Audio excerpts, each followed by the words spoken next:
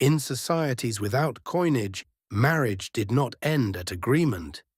It bound two families through a transfer of recognized value. This exchange did not purchase a person.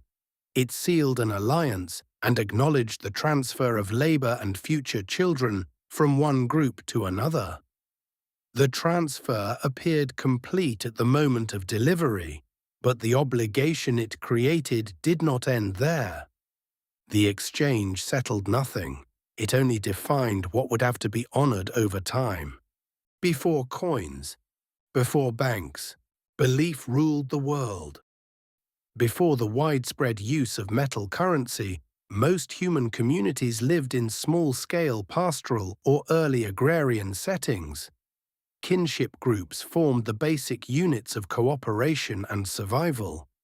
Resources were limited, and labor stood among the most valuable assets a group possessed. A woman's marriage typically meant she would leave her natal family and reside with her husbands. Her productive work in fields or with livestock, together with the children she bore, would strengthen her husband's lineage for generations.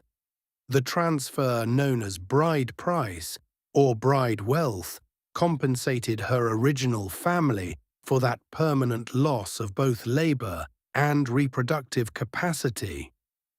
It consisted of livestock, tools, grain, or other portable valuables, items whose worth was already clearly understood within the local economy of scarcity. The mechanism operated through clear negotiated stages. The groom's family assembled the agreed amount, often delivering it in installments. Part might be given at betrothal to signal commitment, another portion at the wedding itself, and the final payments after the birth of the first child, or sometimes later. Receipt of the bride wealth formally transferred rights over the woman's labor and her offspring to the husband's group. In return, the bride's family received resources they could use to support their remaining household, or to assemble bride wealth for their own sons. The exchange created a web of reciprocal claims that extended well beyond the couple themselves, linking entire lineages in mutual dependence. Marriage could proceed without full immediate payment, but recognition had to continue. Without that shared recognition, the obligation remained, even when it could no longer be reliably confirmed. The entire arrangement only worked when both families could continue to recall and agree on exactly what had been given and what remained outstanding. Memory served as the ledger. There were no written contracts in most communities. Enforcement rested on shared social knowledge and the willingness of kin to uphold the bond through reputation and social pressure. The exchange did not resolve at the moment of transfer. It initiated a relationship that depended on continued recognition across years, sometimes across decades. Consider the concrete case of pastoral societies in East Africa, where cattle formed the central store of value. Among the newer, bride wealth was typically paid in cattle.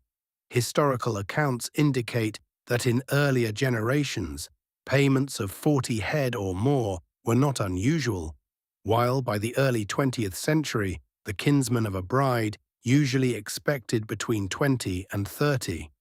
Each animal carried its own history, markings, and lineage within the herd. The transfer was not a single payment, but a series of installments that could stretch across years. The cattle given linked the two lineages in mutual obligation. If drought or raid reduced a herd, families might renegotiate terms or wait. Marriage could continue, but coordination could not stop. The obligation in this context did not end when conditions changed. Time did not reset the debt. A young man whose family could not yet assemble the required cattle might perform bride service, working directly for his future in-laws, often for several years, until sufficient wealth could be accumulated. His labor and time belonged for that period to another household. The arrangement made sense within the limits of available livestock. Yet the obligation continued while he worked. Among the newer, marriage itself was not considered fully established until the birth of children, often at least two. If the union dissolved before that point, the husband's family could demand the return of the cattle or goods. Once children were present, the value of the transfer became tied not only to the woman's labor, but to the continuation of the lineage through her offspring. Repayment was often reduced, delayed, or contested. The obligation had changed form. It had not disappeared. This introduced a second layer of complexity. The original exchange created conditions that could persist across generations. Disputes over cattle transferred decades earlier could re-emerge during times of scarcity or succession, requiring mediation by elders who themselves relied on remembered agreements. The system remained stable as long as these memories aligned. When they did not, resolution became uncertain and could strain relations between entire lineages. Within closely related groups, overlapping obligations could be tracked through daily interaction. Beyond that immediate circle, recognition grew less certain.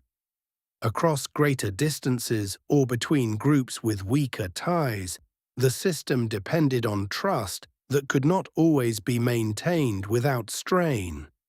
The burden of memory and coordination increased steadily with scale. Scarcity intensified these pressures. During periods of prolonged drought or conflict, when herds diminished sharply, the ability to meet or complete bride wealth obligations declined. Families delayed marriages, renegotiated terms, or sought cattle through trade, alliance, or other means. Each response carried risk.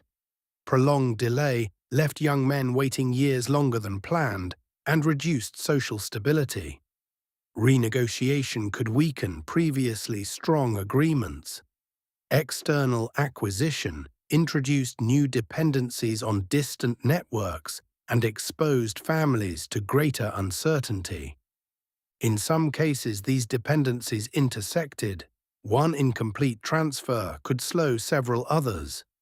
The system allowed flexibility, but it distributed risk across households and generations. Coordination did not fail outright. It simply became progressively harder to sustain without interruption or conflict. Value in this era was not stored in abstract units. It was remembered in relationships and carried in the bodies of living animals that required pasture, water, and constant protection. The bride price system aligned economic transfer with the deepest social bond, marriage. But it remained stable only as long as the supply of those specific valuables held, and only as long as memory and social pressure could enforce the continuing obligations. As the need to secure these precise forms of wealth intensified, families were pushed beyond their immediate surroundings. The required goods were not always available locally. Their controlled movement across regions became necessary, creating new networks of exchange and new points of vulnerability. The system held, but only as long as those goods could still be found, sustained, and moved without breaking the fragile web of remembered obligations. In the next episode, we will examine the salt paths, scarcity, and trade networks. Through the pressures these same alliance systems placed on the movement of scarce, high-value commodities across greater distances.